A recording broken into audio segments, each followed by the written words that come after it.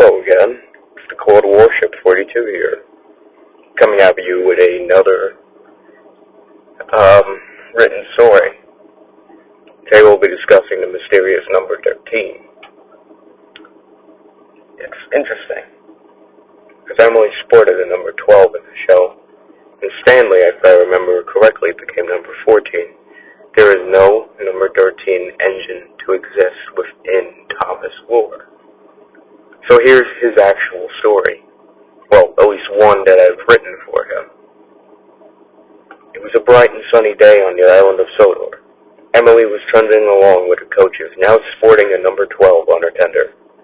She rode along the rails with her chin up high and boasting the number proudly. Edward ran past her with some goods. "Looking good, lass. Beep, beep," he whistled. "Thank you, Edward." By the end of the day, all the engines were in their berths. Emily was talking about a new number. "It feels so welcoming and warm to have a number now," said Emily. "Sometimes it's just nice to have both a name and a number," said Thomas. "Yes, I remember when I first became number 2 on the island," said Edward. Henry and James snickered at Edward's statement. "Shh, quiet, you two. Let's not lose our maturity," said Gordon. "Sorry, but I have to ask, who's number 13 then?" said Henry. "What?" replied Gordon. The other engines also pondered about the thought. "'Cause Stanley sports the number 14 on his cab, then who's number 13? stated Henry. "We don't have a 13 on the island," said Edward. "I'm pretty sure we had. Note the key word there. Had," said Gordon mysteriously. "Oh, I remember now," said Edward. "Who?" the rest all pondered. "We're not supposed to talk about him," said Edward. "Yes, that's how it's been for 74 years now," said Gordon. "But who was he?" said Henry. "Come now, Henry. You don't remember him and what he did?" said Gordon. "Oh, you don't mean," said Henry. "Yes, that," replied Gordon. The others looked at Edward, Gordon, Henry, deep in curiosity. "Why don't you tell us?" said Thomas. "Come on, it can't be that bad," said Emily. "Yeah, we deserve to know," said Percy. "Out with it already, you three," snorted James. Henry and Gordon both looked at Edward. "You know it best, Edward," said Gordon. Sighed Edward. It was a time of need. 8 years after the Great Depression, we were in the midst of war with Nazi Germany. We were in desperate need of all the help we can get. We needed to bring supplies to the Allied nations. There were 4 of us then. Gordon, Henry, me, and Gordon's brother Scott had come from the mainland to help. It was clear we needed a 5th engine, so the Fat Controller hired some outside help.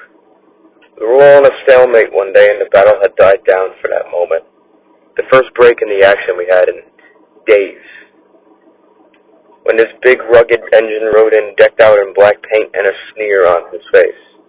On his fender was the number 13. He had a name. His name was Dempsey. Dempsey was a big freight engine whose strength was only outmatched by his twisted sense of humor and his ferocious attitude. He may have been fighting on our side, but to us he was just as evil as the Third Reich. The Nazi regime had fallen in 1945 and our battle was won. The Fat Controller purchased Dempsey for mixed traffic work on the island. He was very arrogant. He was very tempered.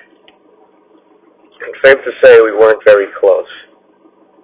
One night he ran a passenger train. It was running 10 minutes behind schedule.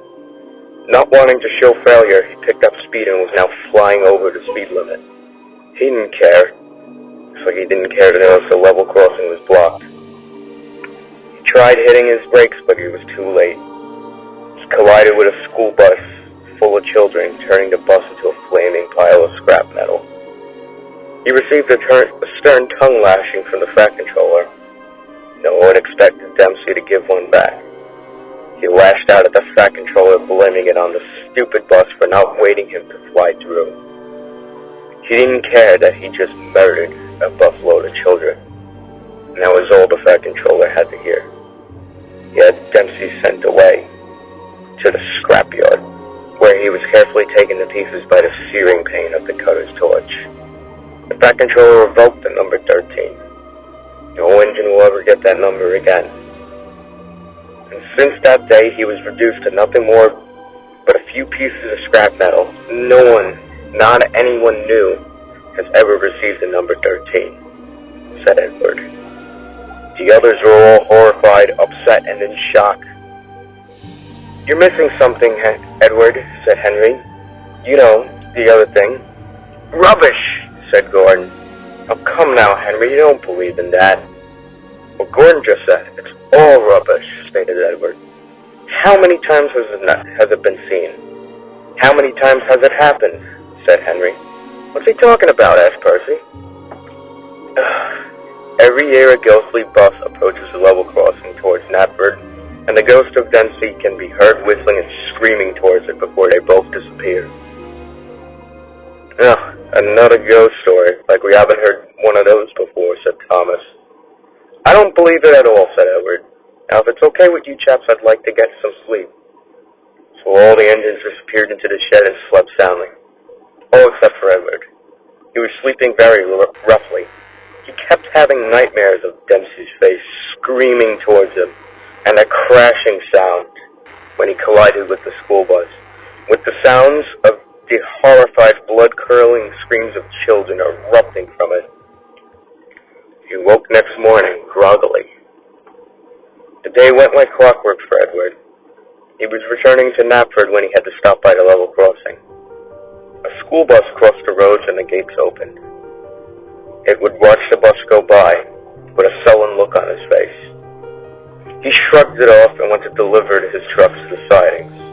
He parked his lines of trucks and stayed there for the rest of the day, sorting in and out through the sidings. The other engines had gone on to the other jobs, and he was all alone in the dusky evening. I must be off my rocker.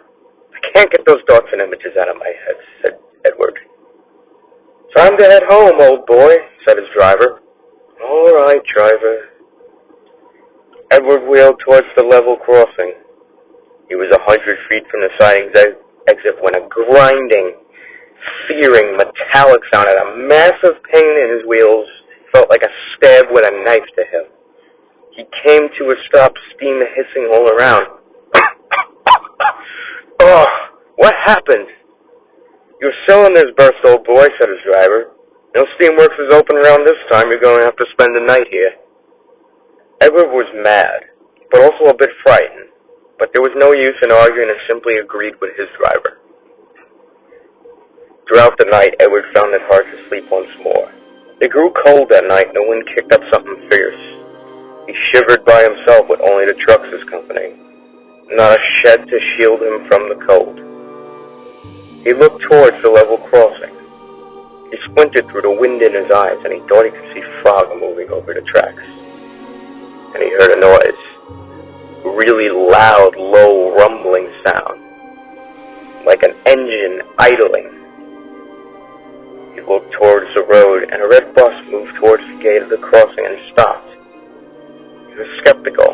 He was like, no bus ever services ran this late at night. He thought maybe it was just a coincidence. You never know. Nobody really does know. The bus idled in the cold in front of the gates. Edward thought there was something off about the bus, and then he looked at the windshield, and then it occurred to him that there was no driver. Edward felt sick. His face went pale. He heard another sound. It sounded like singing, and they were soft, high voices. The voices were of children. He heard them singing slowly along to the wheels on the bus go round. He then heard shuffling, and the tracks vibrated in the distance. He heard a low, bellowing, shrill whistle. It was coming up fast. It can't be. My God, said Edward in a state of shock. The gates opened, and the bus started to move across the level crossing. It was midway through when Edward saw the ghostly apparition of Dempsey and his train rush by. Dempsey's ghost looked at Edward with a face that can only be described as old, saggy, and tired. As he rushed through the yard, plowing into the bus full of kids, the sound of the crash was enormous and echoed through the night, as well as the screams from the children. Edward was shaking, wide-eyed in shock from the disturbing sight he had just seen. Around the neighborhood, others heard the sound of the crash and came out in droves in the cold to see it, but were shocked when they didn't see anything at all. When morning broke, Edward was taken by Henry to the steamworks. Along the way there, Henry spoke with Edward. So my driver said there was a sound of a loud crash in the station's crossing. It was all over the radio and the papers. Did you see anything while you were there, Edward? Edward didn't answer. He was too deep in thought. Edward? Are you hearing me? Huh? What? Said Edward. Did you see anything last night? Asked Henry. Oh boy, I don't know if you will believe me if I tell you what I saw. Henry looked down. He looked back up. And he spoke to Edward again. You saw him, didn't you? And Edward just gave him the simple answer. I saw him. Yes. It's like he's doomed to repeat his mistake for the rest of time. What did he look like? Asked Henry. The same, except older. And he looked at me with this decrepit frown on his face. So strange, this island sometimes, stated Henry. That's for sure, replied Edward. Well, let's get you fixed up then, now, said Henry, and the two engines trundled on toward the steamworks, still in and upset from the events that took place. Every year on from that day 74 years ago, Dempsey doomed in eternal hell to repeat his fate 74 years ago. I wonder if he'll ever escape it. Don't you?